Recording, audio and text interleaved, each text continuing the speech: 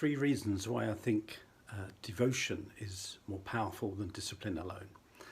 Now, when I entered the world of personal growth 35 years ago, I kind of got hold of the idea that if I wanted to achieve anything of significance, I needed to develop a lot of discipline, a lot of self-discipline, and better force myself to do things that I didn't necessarily want to do, or to do things that went against my grain, but I had to do them if I wanted to be successful. And it kind of worked for a few years, and I achieved a few things, but to be honest, I didn't enjoy the process very much.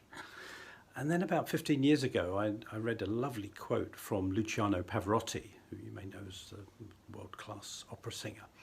And apparently he's still, even at the top of his game, was rehearsing, 5 or 6 hours a day. And somebody asked him the question. They said, how come you're so disciplined that you still manage to rehearse and practice so much? And I loved his answer, because what he said, it's not discipline, it's devotion. There's a big difference. And when I heard that, there was like a spiritual chiropractic happened in me. Something shifted, and thank goodness it's never gone back again. I kind of began to embrace this idea of discipline being okay, but devotion being even more powerful. So here's 3 reasons why I think that devotion is so powerful. Number 1, I think when we're disciplining ourselves, there's often an element of force involved. We're trying to force ourselves to do something that either we don't necessarily want to do, left to our own devices we wouldn't do, or even what I've noticed in myself and others is that we even use force to do what we would actually be loving to do anyway and would naturally do. So, there's this element of force in discipline.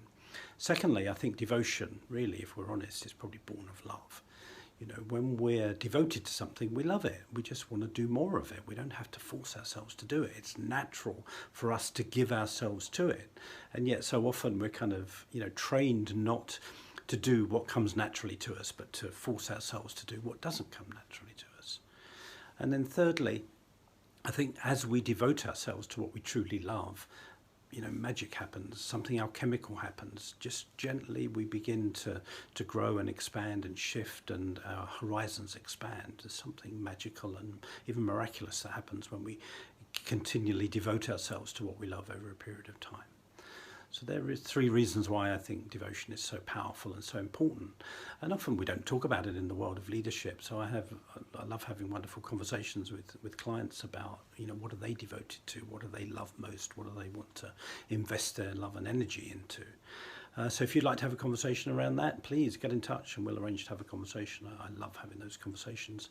Get in touch, nick@imnickwilliams.com, nick@imnickwilliams.com. Thanks for watching. Bye-bye.